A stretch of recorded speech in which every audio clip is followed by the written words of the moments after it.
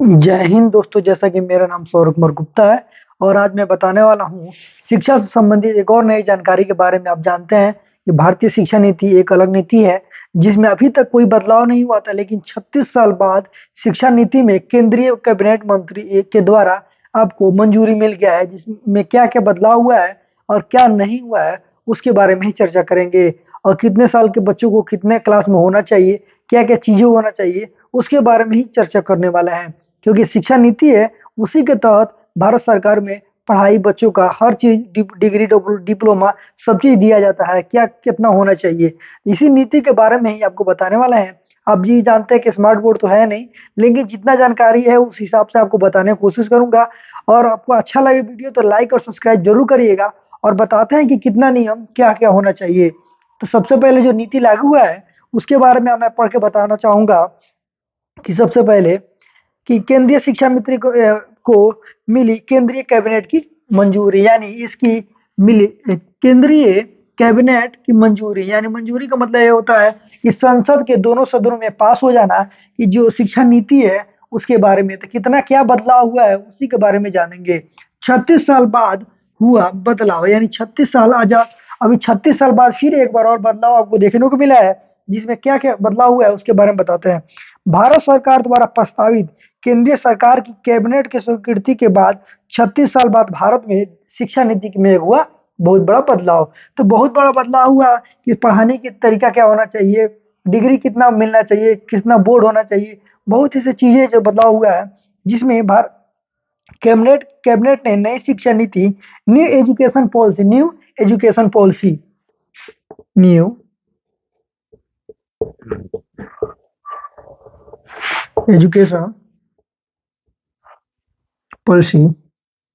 2023 में इसका बात किया तो इसको हरी झंडी मिल गया है। हरी झंडी मिल गया यानी इसको प्रस्ताव मान लिया गया है, इसको हरी झंडी मिल गया है। नई शिक्षा की नीति की उल्लेखनीय बातें तरीके इस प्रकार के हैं। जैसे नर्सरी तरीके मतलब ये हुआ कि जैसे नर्सरी में पढ़ने वाला बच्चा, यानी जो नर्सरी में बच्चा पढ़ेगा वो कितना साल से पढ़ने जाएगा उसके बारे में उसको फर्स्ट स्टेप में रखा गया है। जिसमें बात किया जाए नर्सरी नर्सरी का जो बच्चा रहेगा उसका मिनिमम एज रहना चाहिए 4 साल। कितना रहना चाहिए? 4 साल। यानी जो नर्सरी में पढ़ने वाला बच्चा रहेगा उसका 4 साल। फिर बात करते हैं केजी, यानी जो केजी का बच्चा रहेगा वो 5 साल। फिर बात करें केजी से ऊपर फर्स्ट स्टैंड का जो बच्चा रहेगा, यानी एक में पढ़ने वाला बच्चा रहेगा, वो होगा 7 साल। फिर दूसरा क्लास में पढ़ने वाला जो बच्चा रहेगा वो होगा 8 साल। यानी 2 क्लास में जो पढ़ने वाला बच्चे की उम्र होगी वो होगी 8 साल। फिर बात करते हैं थर्ड क्लास में जो बच्चा होगा 9 साल उम्र रहेगा। फिर ऐसे step by step fourth class में जो बच्चा रहेगा वो 10 साल। और 5 में जो रहेगा 11 साल, 6 में रहेगा 12 साल। यानी एक एक क्लास के अनुसार धीरे धीरे आप बढ़ अपने हिसाब से देख लीजिए। फिर बात करें नाइन्थ में जो बच्चा रहेगा वो 15 साल। फिर जो 9 से ऊपर जाएगा तो उसका 17 और 18 साल, यानी 17 साल की उम्र में वो हाई स्कूल तक कर सकता है। फिर बात करें कि कितना पहले होता था कि हाई स्कूल बोर्ड, फिर इंटर का बोर्ड यानी 12th का। लेकिन नई शिक्षा नीति के अनुसार अब एकदम से साफ से कहा गया है कि हाई स्कूल को एक बोर्ड की तरह नहीं माना जाएगा। सबसे बड़ी मुख्य प्रश्न ये बनता है इसमें 10वीं इसमें 10वीं की बोर्ड बोर्ड खत्म। यानी जो 10वीं की बोर्ड का जो पेपर होता था वो 10वीं का बोर्ड का पेपर अब खत्म हो चुका है।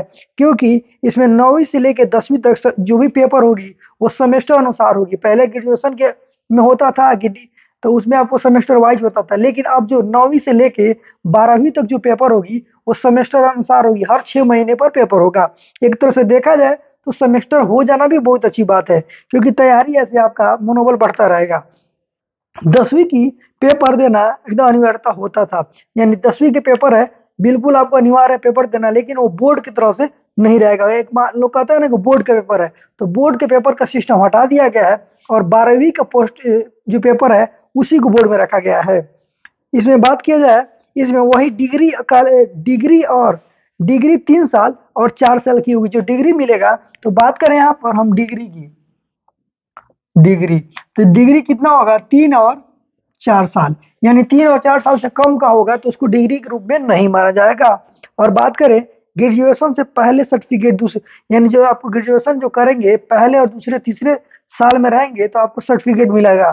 और एमए के छात्र सीधे पीएचडी कर सकेंगे। यानी सबसे बड़ी खुशखबरी की बात है, जो एमए किया रहेगा, जो एमए किया रहेगा पीएचडी कर लेगा। सबसे बड़ी खुशखबरी की बात यह है, जो एमए किए रहेंगे आप पीएचडी आराम से कर सकते हैं। इनके लिए एक बहुत बड़ी खुशखबरी है। और देखिए, स्टूडेंट के बीच से कर सकेंगे दूसरा कोर्स, हायर एजुकेशन 2035 के ग्रास एलियन में 50% हो जाएगा। यानी एजुकेशन की जो पॉलिसी उसमें 50% बढ़ोतरी हो जाएगा। फिर बात करें, इसमें से आपको सरकारी और निजी के जितने भी स्कूल संस्थान रहेंगे सबके समान नियम होंगे। सबके नियम क्या होंगे? सबके नियम, सबके नियम समान होंगे, समान होंगे। यानी सबके नियम क्या होंगे? समान होंगे। यानी जो भी नियम लगेगा उसमें बिल्कुल समान होंगे। और देखिए, जो मुख्य मुख्य बदलाव वाली बात यह है कि ये एमए करने के बाद आप पीजी आराम से कर देंगे और 10वीं की कोई भी बोर्ड की पेपर नहीं होगी। जो भी बोर्ड की पेपर होगी वो 12वीं से होगी। उसके अलावा भी देखा जाए तो जो भी आपको जो एग्जाम वगैरह लिया जाएगा, आपकी स्थानीय भाषा मातृभाषा के रूप में मुख्य माना जाएगा। ये मातृभाषा की बहुत बड़ी पॉलिसी है, जो कहा जाएगा राष्ट्रभाषा को भी पढ़ाया जाएगा। राष्ट्र के साथ साथ मातृभाषा भी पढ़ाया जाएगा, मुख्य माना जाएगा। और राष्ट्रभाषा को साथ में, चाहे आपकी इंग्लिश हो हिंदी हो, लेकिन आपकी जो मातृभाषा रहेगी उसको ज्यादा महत्वपूर्ण देना है। मातृभाषा को, मातृभाषा, मातृभाषा, मातृभाषा को आपको प्राथमिकता देना है और उसी अनुसार आपको पढ़ाई को जारी करना है। और इस तरह से आपकी जो पॉलिसी है यही कुछ बदलाव हुआ है। अब मुख्य ये है कि एमए जो किए रहेंगे वो पीएचडी कर सकते हैं।